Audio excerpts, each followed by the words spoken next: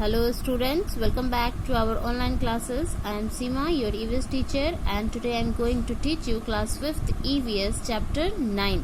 Students, मेरे previous video में मैंने आप लोगों को चैप्टर 9 के सारे लेक्चर्स अच्छे से समझा दिए थे और मैंने आपको बताया था कि आपको नेक्स्ट वीडियो में मैं चैप्टर 9 के क्वेश्चन आंसर्स करवाने वाली हूँ. ओके और इससे पहले मैं आपको कुछ क्वेश्चंस भी मैंने आपको दिए थे as a home assignments complete करने के लिए. आई होप आप लोगों ने कर लिए होंगे. So now open your book and notebook also students. So let's start from your book. मैंने अपने प्रीवियस वीडियो में आपको ये tick the correct answer already पहले ही करवा दिया है. एक बार फिर से चेक कर लेते हैं. अगर जो बच्चे जिनका छूट गया है वो फिर से एक बार चेक कर लें. The tick the correct answer में हमारा है the part of the seeds that forms the shoot system is plumule. The part of the seed that forms the shoot system is plumule. Okay. Next is the part of the seed that forms the root system is. आपको मैंने याद करने का तरीका यह बताया था students. Root और शूट सिस्टम किस किस पार्ट से फॉर्म करते हैं. R for radicle which forms root and P for plumule which forms plant. That means stem, branches, leaves, right? So the answer is radicle. Okay. The part of the seed that forms the root system is radicle. Now next is dash provide food to the embryo. Cotyledons provide food to the embryo. The outer covering of the seed is seed coat. The outer covering of the seed is seed coat. Next question जो है हमारा, ये मैंने आपको as a home assignment complete करने के लिए दिया था और आप सारे बच्चों ने अगर किया है तो वो अपना मैच कर ले और जिन्होंने नहीं किया है वो लिख लें. Give 2 examples of each. इसमें आपको हर एक के 2-2 एग्जाम्पल्स देने हैं. अगर आप जो मैंने लिखा है यहाँ पे उसके अलावा भी अगर आपने लिखा है उसी चीज को नेक्स्ट कोई भी दूसरे प्लांट्स का नाम तो वो भी आपका करेक्ट होगा. फॉर एग्जाम्पल जैसे यहाँ पे आपको क्या दिया हुआ है. फर्स्ट क्वेश्चन क्या है. Seeds dispersed by wind. Wind से जो डिस्पर्स्ड होता है वो सीड्स के 2 एग्जांपल्स आपको देने हैं. तो मैंने यहाँ क्या लिखा था. Sycamore and dandelion. ओके, जिसे ग्रैनी हेयर भी कहा जाता है. साइकमोर एंड डैंडेलियन. स्पेलिंग एक बार मिला ले आप लोग students. SYCAMORE. Sycamore. DANDELION. Dandelion. Okay. Next है seeds dispersed by explosion. Okay, ऐसे सीड्स का नाम बताना है जो बाय एक्सप्लोजन जो है वो डिस्पर्स्ड होता है. तो balsam fruit and peas. Balsam fruit and peas जो है वो एक्सप्लोजन. इसकी जगह पे अगर आपने पॉट्स भी लिखा है वो भी आपका करेक्ट है. आपने अगर रबर फ्रूट भी लिखा है वो भी आपका करेक्ट होगा. पॉट्स ऑफ बीन्स भी आपके करेक्ट होंगे. राइट. तो plants that reproduce from leaves. Plants that reproduce from leaves. Begonia. BEGONIA. Begonia. Next is bryophyllum. BRYOPHYLLUM.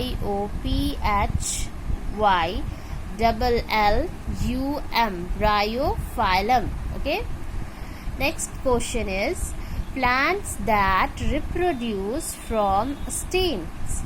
Rose and sugar cane. Okay, rose and sugar cane. अगर आपने यहाँ पे money plant, potato या ginger भी लिखा है तो वो भी आपके करेक्ट आंसर्स हैं. Okay. Plants that reproduce from roots. ऐसे प्लांट्स जो कि रूट से रिप्रोड्यूस करते हैं उसके एग्जाम्पल देने हैं. तो स्वीट पोटैटो एंड टैमरिन. अगर आपने यहाँ पे वुड एप्पल भी लिखा है तो वो भी आपके आंसर करेक्ट है. I repeat again all the answers student. Seed dispersed by wind, sycamore, dandelion. Seed dispersed by explosion, balsam fruit, peas. Plants that reproduce from leaves, begonia, bryophyllum. Plants that reproduce from stems, rose and sugarcane. Plants that reproduce from roots, sweet potato, tamarind. Next question है. Where did the following plants originate? ये plants कहाँ से originate हुए हैं? आपको मैंने जो बताया था स्टूडेंट्स, प्लांट्स फार अवे, जो ऐसे प्लांट्स जिसका ओरिजिन इंडिया में नहीं हुआ है वो बाहर से आए हैं, राइट, उनके बारे में है ये। तो फर्स्ट क्वेश्चन है हमारा टी। टी कहाँ से आया है? इसके लिए मैंने स्टोरी भी सुनाया था स्टूडेंट आप लोगों को, रिमेम्बर? टी आया है चाइना से, इसका ओरिजिन जो हुआ है वो चाइना में हुआ है। लेमन, लेमन का ओरिजिन यूरोप में हुआ है। लेमन कहाँ ओरिजिनेट हुआ है? यूरोप में। Cinnamon Sri Lanka, southern India, cinnamon जो है वो श्रीलंका और साउदर्न इंडिया में ओरिजिनेट हुआ है। Cloves Indonesia, onion Egypt, and sixth is paper India, Indonesia. Okay, I repeat again all the answers. Tea originated in China, lemon originated in Europe, cinnamon originated in Sri Lanka, southern India, cloves Indonesia, onion Egypt, pepper India, Indonesia. Okay, अब जो ये आपके दोनों complete हो गए हैं। अब next जो है हमारा वो है, हम पहले बुक का यहाँ पे फिलअप कर लेते हैं, उसके बाद हम ये give reasons and answer the following questions करेंगे। Okay, agents of seed dispersal. Agents of seed dispersal में कौन कौन से आ जाएंगे? तो wind, water, animals and birds. Wind, water, animals and bird. Okay, these are the agents of seed dispersal. These are the agents of seed dispersal. Okay. Now next जो है हमारा वो है वेजिटेटिव प्रोपगेशन। किसके किसके थ्रू होता है? तो stem, root and its leaves. Stem, root and leaves. अब यहाँ जो है स्टीम के दो एग्जांपल्स देने हैं। अभी जस्ट आपको मैंने बताया था स्टूडेंट, स्टीम कटिंग से जो वेजिटेटिव प्रोपगेशन होता है वो है रोज and sugar cane, rose and sugar cane। Next है हमारा टैमरिंड रूट से, और हम यहाँ पे लिखेंगे sweet potato, sweet potato. Okay, now next है लीव्स के through begonia, begonia, and next is ब्रायो phylum. Okay, Bryophyllum complete. अब ये आपका फ्लो चार्ट कंप्लीट हो गया है, राइट स्टूडेंट्स। अब जो हमारा नेक्स्ट टॉपिक है वो है दो बचा हुआ, give reasons for the following and answer the following question. Students, आप लोगों ने जितना भी बुक को फिलअप करना था वो सारा कर लिया है। अब हम करेंगे give reasons. Okay, so now write down in your notebook. Give reasons for the following. First question is seed must be dispersed. Seed को dispersed होना चाहिए। क्यों होना चाहिए? तो हमारा आंसर क्या होगा?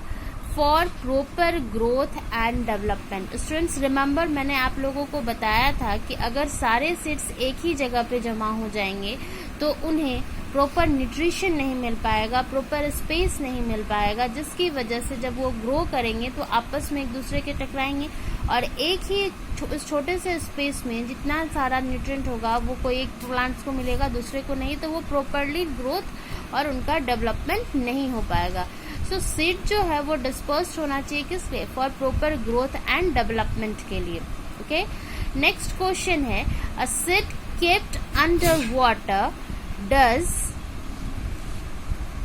Not germinate. एक सीड जो कि पानी के अंदर रखा जाता है वो जर्मिनेट नहीं करता है। ओके, तो इसका क्या रीजन है? Because a seed does not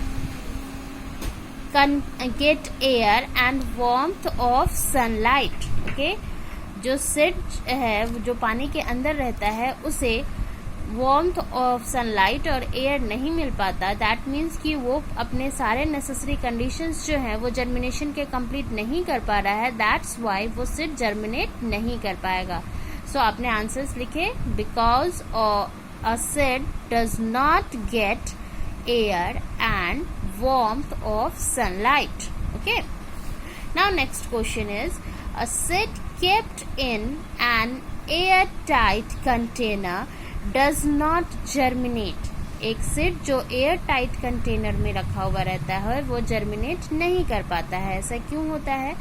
It does not get air, water and warmth of sunlight which is necessary for germination. जो एयर टाइट कंटेनर स्टूडेंट्स, जो डब्बा या कोई भी बॉटल, जार, जो भी हमारे घर में रखा रहता है जिसमें कि हवा अंदर नहीं जाए, उसमें अगर हम कोई सीड रख देते हैं, लाइक जो ग्राम सीड्स है, तो ग्राम को रख देते हैं तो क्या वो डब्बे में रखा जर्मिनेट होता है? नहीं होता है. क्यों? क्योंकि जो 3 नेसेसरी कंडीशंस मैंने आप लोगों को बताए थे जर्मिनेशन के लिए स्टूडेंट, वो उन नेसेसरी कंडीशंस को फुलफिल नहीं कर पाता है. So what is the answer? It does not get air, water and warmth of sunlight which is necessary for germination. Okay, which is necessary for germination. Now next question is, seeds of dandelion get dispersed by wind. Seeds of dandelion get dispersed by wind. And the answer is, seeds of dandelion have tufts of hair that help them to float in air. जो dandelion seeds होते हैं उनमें बालों के गुच्छे लगे होते हैं जिसकी वजह से वो हवा में आसानी से फ्लोट कर पाते हैं. I repeat again the answer student. Seeds of dandelion have tufts of hair that help them to float in air. Okay? आप लोगों ने गिव रीजन्स सारे लिख लिए अपने नोटबुक में. अब हम नेक्स्ट जो करने वाले हैं वो है हमारा क्या? Question answer. Okay, give reasons में आपके टोटल क्वेश्चंस कितने थे? 4. ये सारे हमने कंप्लीट कर लिए हैं. अब चलेंगे यहाँ पे आपके क्वेश्चन नंबर ई पे, जो कि है आंसर द फॉलोइंग क्वेश्चन. और ये जो क्वेश्चन है आपको इसको केयरफुली सुनना पड़ेगा और अच्छे से समझना पड़ेगा स्टूडेंट्स. अगर आप क्वेश्चन अच्छे से समझ लेते हो तो आप उसे इजिली याद कर सकते हो. ओके.